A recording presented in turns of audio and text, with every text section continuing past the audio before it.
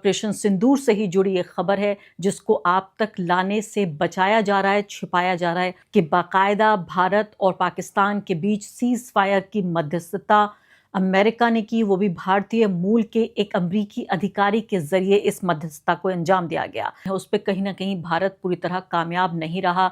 Operation सिंदूर का जो ये पूरा मुद्दा आया उसके बाद कि सऊदी अरब से लेकर लिबिया तक किस तरह से ये जो जंग हुई, ये जो ऑपरेशन सिंदूर हुआ, इसमें अपनी जीत को दिखाकर पाकिस्तान आगे बेच रहा है, किस तरह से लेवरेज कर रहा है और बिलियंस ऑफ डॉलर्स की डील उसे हासिल हो रही है। नरेंद्र मोदी जी जो हमारे प्रधानमंत्री है, उनकी जो छवि है, एक जो आक्रामक छवि है पाकिस्तान के खिलाफ, वो धूमिल होती है। झूठ पर झूठ, फिर उस झूठ को और बचाने के लिए और झूठ, फिर 70 झूठ क्यों बोले चले जा रहे हैं पिछले 7 महीने से। भारत का जो स्टैंड था जिसमें वो पाकिस्तान को ब्लेम कर रहे थे, एक भी देश, चाहे उन्होंने एक पूरा ऑपोजिशन डेलीगेशन भेजा कई सारे कंट्रीज में, उसको किन देशों ने माना? किसी भी देश ने नहीं माना सिवाय 2 के। वो देश कौन है? एक है अफगानिस्तान जो पाकिस्तान के खिलाफ अभी उनका वो है, और दूसरा है इजराइल। और पाकिस्तान में ये जो हमारे देश में जो हमारे देश का मीडिया जो फेक खबरें चला रहा था, उसको भी विश्व स्तर पर लेवरेज किया उन्होंने पाकिस्तान ने और फायदा उठाया। जो खबर मैं आपको बताने जा रही हूँ अगले कुछ मिनटों में, जिस पे हम चर्चा करेंगे, वो एक ऐसी खबर है कि ना तो आपको किसी अखबार में नजर आएगी, ना ही किसी टीवी चैनल पर नजर आएगी। हो सकता है किसी अंग्रेजी अखबार के अंदर वाले पन्नों पर एक कॉलम में ऐसी खबर छप जाए जिसको आप कभी ना पढ़ पाएं, लेकिन यहाँ पर हम उसे मुख्य खबर बनाकर आपके सामने चर्चा कर रहे हैं, क्योंकि ये एक ऐसी खबर है कि पूरे साल 2025 में अगर एक खबर है जो पूरे खबरों के आकाश पर, राजनीति के आकाश पर, अंतर्राष्ट्रीय जो पूरे रिश्ते हैं उन पर छाई रही, और साथ साथ आंतरिक सुरक्षा का मामला, वो है ऑपरेशन सिंदूर। और ऑपरेशन सिंदूर से ही जुड़ी एक खबर है जिसको आप तक लाने से बचाया जा रहा है, छिपाया जा रहा है। उसी खबर को हम आप तक लेकर आएंगे। खबर यह है कि जो इंडियन ओरिजिन के यानी कि भारतीय मूल के अमरीकी अधिकारी हैं, उनका नाम है रिकी गिल। जी हाँ, ये खबर देखिए अपनी स्क्रीन पर सामने। तो ये जो गिल साहब हैं, मैंने आपको बताया रिकी गिल जिनका नाम है, उनको नेशनल सिक्योरिटी काउंसिल ने डिस्टिंग्विश्ड एक्शन अवार्ड दिया है उनके रोल के लिए। और रोल क्या है उनका? सीज फायर हुई है नेगोशिएशन, सीज फायर से जुड़ी हुई बातचीत को भारत और पाकिस्तान के बीच उन्होंने इसको कामयाब तरीके से करके दिखाया। लेकिन हमें तो पूरे साल यहाँ ये बताया गया कि ऐसी कोई सीज फायर हुई नहीं जो यूनाइटेड स्टेट्स ने या डोनाल्ड ट्रंप ने जिसकी मध्यस्थता की हो। ये तो हमारे विश्वगुरु मोदी जी, जब पाकिस्तान बिल्कुल अपने हमारे कदमों पर आ गया था, उसके बाद वो गिड़गिड़ाया था, उसके बाद हमने इसे सीज फायर को अंजाम दिया। यहाँ सवाल ये नहीं पैदा होता कि भारत ने सीज फायर किया या नहीं। अगर भारत के हित में ये था तो प्रधानमंत्री को इस बात का पूरा अधिकार था कि वो ये फैसला लें कि कब उन्हें सीज फायर करना है, कब उनको युद्ध करना है। लेकिन सबसे बड़ी बात जो है इसमें, पहली बात तो देश को विश्वास में लेना, नंबर 1। और देश को विश्वास में लेने का मतलब ऑपोजिशन को विश्वास में लेना है, अपनी सरकार को विश्वास में लेना है। और दूसरी बात यह है, विश्वास में लेने के अलावा जो पारदर्शिता अपनाने की बात है।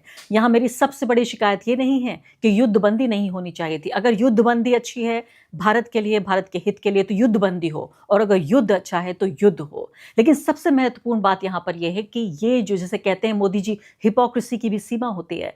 यानी लगातार इस बात को छिपाया गया, और अब हम क्या ये कह सकते हैं कि आधिकारिक रूप से इस बात की पुष्टि हो चुकी है अब कि बाकायदा भारत और पाकिस्तान के बीच सीज फायर की मध्यस्थता अमेरिका ने की, वो भी भारतीय मूल के एक अमरीकी अधिकारी के जरिए इस मध्यस्थता को अंजाम दिया गया। बाकायदा वहाँ के जो यूएस सेक्रेटरी ऑफ स्टेट हैं, उन्होंने कहा कि हमने उनके इस महत्वपूर्ण योगदान को मान्यता देते हुए उन्हें हम अवार्ड दे रहे हैं उनको, और उनका कंट्रीब्यूशन है to internal coordination and diplomatic outreach. ये कौन है? अब इनके बायो पे जाइए आप। रिकी गिल साहब के स्पेशल असिस्टेंट हैं प्रेसिडेंट के, और इसके अलावा वो एनएससी सीनियर डायरेक्टर हैं for south and central Asia, यानी कि ये पूरा खित्ता इन्हीं के अंडर आता है। इसके अलावा दूसरी खबर स्क्रीन पे देखिए आप, इसी से जुड़ी हुई है, और यहाँ सवाल ये पैदा हो रहा है। इसमें लिखा है कि Pakistan leverages India conflict to ink record $4 billion arms sale to Libya. Libya को $4 बिलियन की हथियार बेच रहा है पाकिस्तान। यानी ये जो भारत के साथ जो युद्ध हुआ था उसी को आगे रखते हुए कि हम कितने कामयाब रहे। ये पूरे तरीके से मैं कहूँगी ये वाली डील हो या इससे पहले सऊदी अरब के साथ डील है, इसको लेकर पहले भी मैं आपके सामने पेश होती रही हूँ। द वायर भी कार्यक्रम करता रहा है कि कैसे नैरेटिव की जो धरातल है, नैरेटिव की जो ज़मीन है, उस पे कहीं न कहीं भारत पूरी तरह कामयाब नहीं रहा।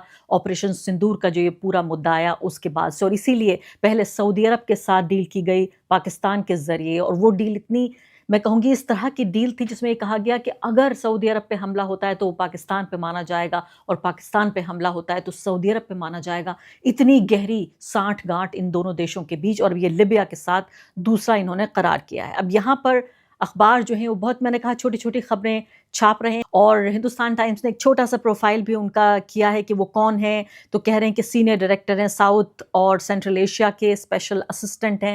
यानी ख़ास जो है उनकी भूमिका है, यूएस प्रेसिडेंट के स्पेशल असिस्टेंट हैं, और उनको ये अवार्ड मिला है। इसके बारे में इनकी डिग्रियों को भी गिनाया गया है यहाँ पर कि अलग-अलग कहाँ-कहाँ से इन्होंने, कैलिफ़ोर्निया से इन्होंने डिग्री की है, यूनिवर्सिटी ऑफ कैलिफ़ोर्निया, बर्कली से उन्होंने किया है, और काफ़ी महत्वपूर्ण ये व्यक्ति माने जाते हैं। अब मैं आपसे घरेलू स्तर पर ये पूछना चाहती हूँ कि लगातार कांग्रेस पार्टी ये कह रही है कि कम से कम 50 बार डोनाल्ड ट्रंप ने पिछले 6 महीने से ज़्यादा में ये कहा कि मैंने कराई ये सीज़फायर, मैंने कराई ये युद्धबंदी, मैंने फ़ोन किया, मैंने ये कहा कि अगर तुम्हारे साथ मैं ट्रेड नहीं करूँगा, कारोबार नहीं करूँगा, अगर युद्धबंदी नहीं होगी। क्यों भारत लगातार बार-बार नरेंद्र मोदी इससे इनकार करते रहे? आरफा, मुझे लगता है नरेंद्र मोदी इसमें अगर इनकार भी कर देते तो भी वो हमारे लिए एक बड़ी बात होती, मगर नरेंद्र मोदी जब से डोनाल्ड ट्रंप ने ये डिक्लेयर किया है कि भारत और पाकिस्तान के बीच में जो युद्ध है उन्होंने बंद कराई है, तब से नरेंद्र मोदी चुप्पी साधे हुए हैं। वो एक भी बात कुछ भी नहीं कह रहे हैं, और बीजेपी के लीडर भी इस तरीके से कुछ ऐसे छोटे-मोटे लीडर आकर कह देते हैं कि ये ट्रंप ने नहीं कराया है। लेकिन अब जो ऑफिशियल जो जिनसे ये बातें आनी चाहिए, चाहे वो नरेंद्र मोदी हो, चाहे वो कैबिनेट कमिटी ऑफ सिक्योरिटी हो, उनसे अभी तक ये सारी चीजें बात नहीं आई है।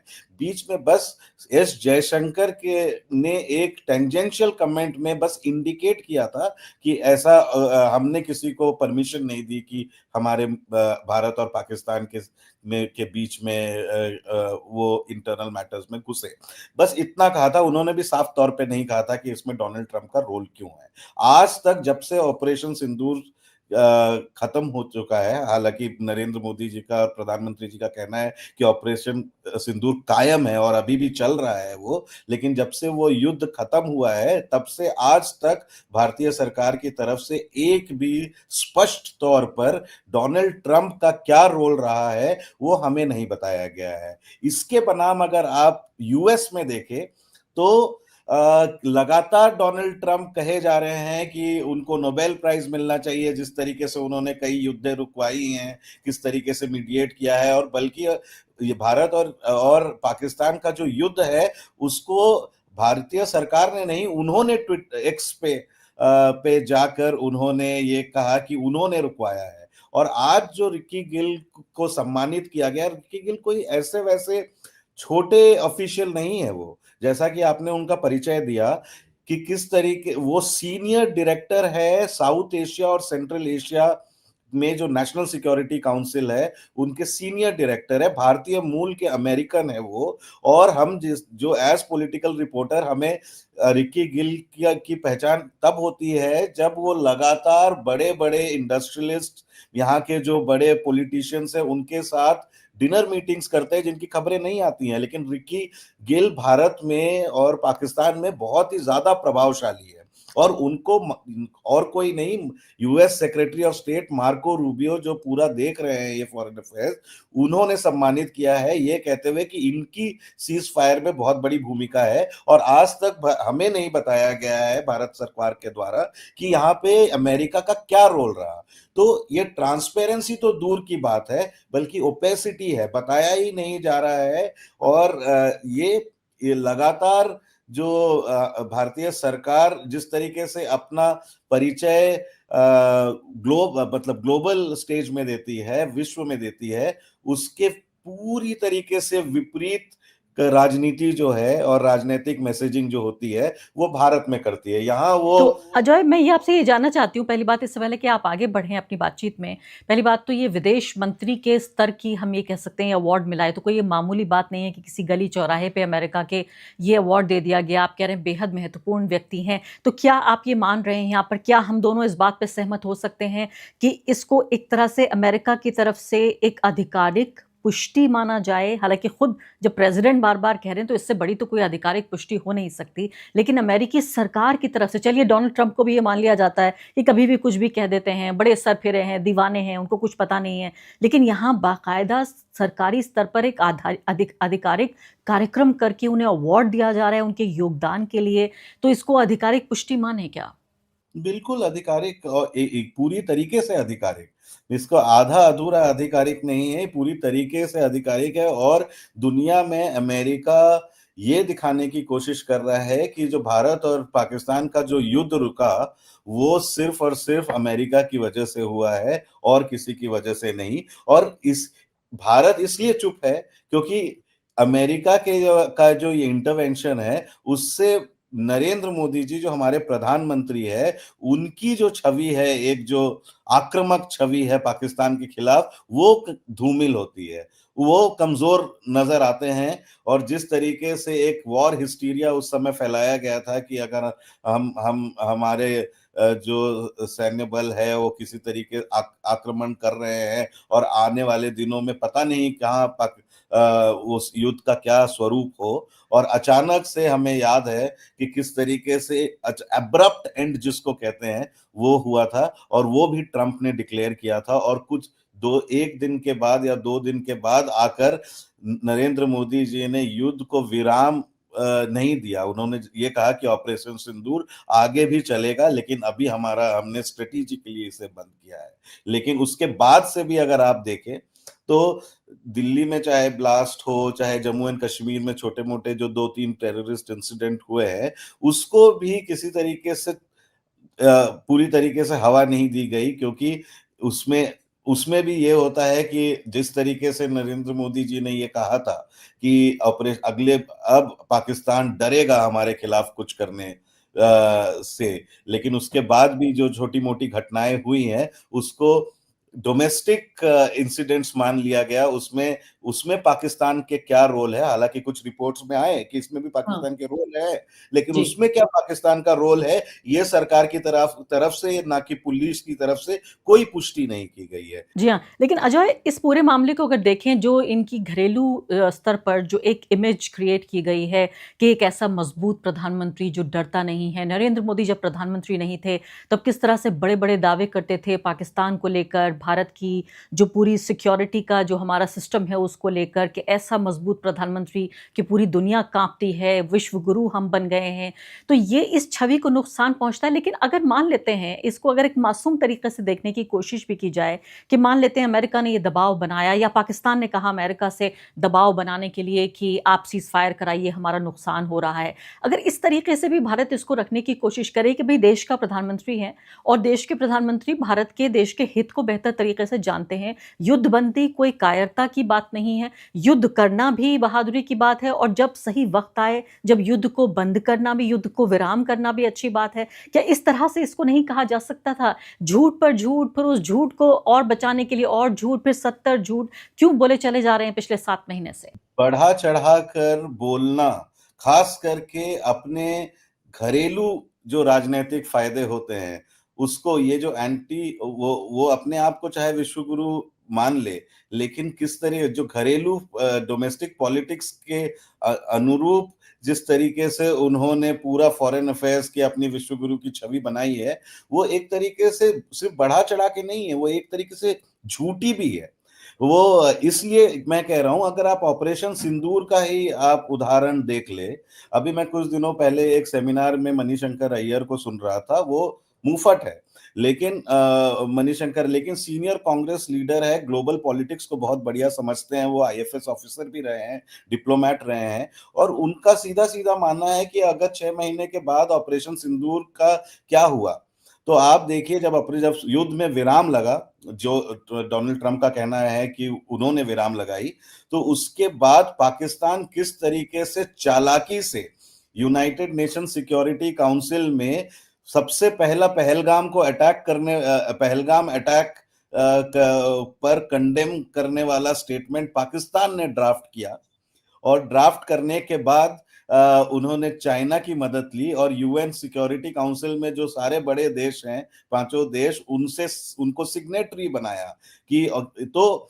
जहां यहां भारत कह रहा है कि पाकिस्तान पहलगाम अटैक के पीछे पाकिस्तान का हाथ है, वहीं पाकिस्तान ग्लोबल स्टेज में अपने उस इस पूरे पहलगाम अटैक को कंडेम करके सारी जो यूनाइटेड नेशन सिक्योरिटी काउंसिल है उसका लेवरेज खुद ले लिया।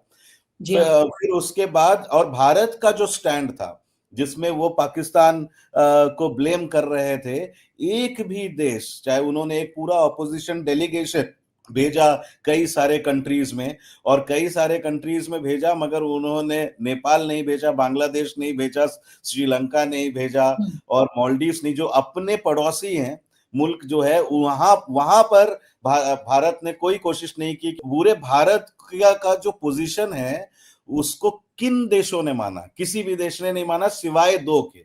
वो देश कौन है? एक है अफगानिस्तान, जो पाकिस्तान के खिलाफ अभी उनका वो है, और दूसरा है इजराइल। और इजराइल। कोई भी बड़ा देश जहां पर ऑपोजिशन के, या जो बाई पार्टीजन डेलीगेशन था, जहां ऑपोजिशन और बीजेपी के लोग दोनों थे, वहां पर उनका वो जाग गए, लेकिन अपना अपना सारा कुछ बताया, लेकिन किसी ने भारत के पोजीशन को नहीं माना।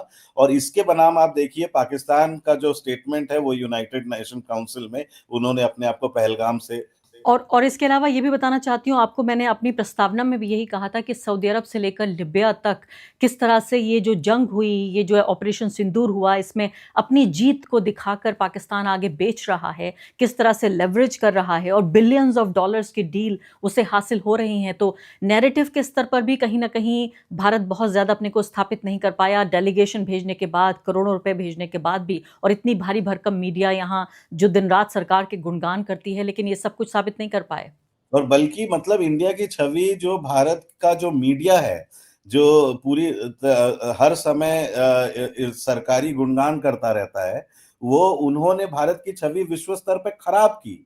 भारत के ही खुद की गवर्नमेंट का बड़ा ही केयरफुली वर्डेड स्टेटमेंट्स आ रहा था कि वो आक्रामक रवैये से नहीं कर रहे थे, बल्कि उनका एक्शन डिफेंसिव था, अपने आप को बचाने के लिए कर रहे थे। लेकिन भारत की मीडिया जिस तरीके से फेक खबरें चला रही थी उस समय, लगातार वो अपना एक आक्रामक दिशा दिखा रही थी, और कह रही थी, कभी कोई चैनल तो ये कह रहे थे कराची पोर्ट को ले लेंगे, कहीं सारे मिलिट्री बेसिस पे अपना झूठी खबरें जो चला रही थी, उससे भारत की छवि और खराब हुई। और जी। पाकिस्तान ने ये जो हमारे देश में जो हमारे देश का मीडिया जो फेक खबरें चला रहा था, उसको भी विश्व स्तर पर लेवरेज किया उन्होंने, पाकिस्तान ने, और फायदा उठाया। जब ये चल रहा था, तो भी आप देखिए यूएस का पाकिस्तान पे इस कदर हाथ है, आशीर्वाद कह सकते हैं, कि जब ऑपरेशन सिंदूर चल रहा था तो आईएमएफ का लोन पाकिस्तान को दिलवा दिया उन्होंने। उनको मिल गया बिना यूएस की स्वीकार्यता के, तो पाकिस्तान को इतना बड़ा लोन नहीं मिल सकता है। जी। चाइना से उनकी रिश्ते ज्यादा अच्छे हो गए, और पहले से ही अच्छे थे और ज्यादा अच्छे हो गए, और इस पूरे खेल में भारत जो है वो एक तरीके से अलग थलग होकर रह गया है। बिल्कुल। उनके रिश्ते बांग्लादेश के साथ भी अच्छे नहीं है। ऐसी भी खबरें जो बिल्कुल मैं कहूँगी आकाश में सूरज जैसी खबरें हैं, वो भी देखने को नहीं मिलती। हमने इसीलिए इस खबर को प्रमुखता से आपके सामने हम लेकर आए, क्योंकि हमारी ये ज़िम्मेदारी है पत्रकार के तौर पर भी कि हम आप तक कम से कम, अगर सरकार पारदर्शिता नहीं अपना रही है, तो पत्रकार आप तक ज़रूर जो ज़रूरी खबरें वो लेकर आएँ।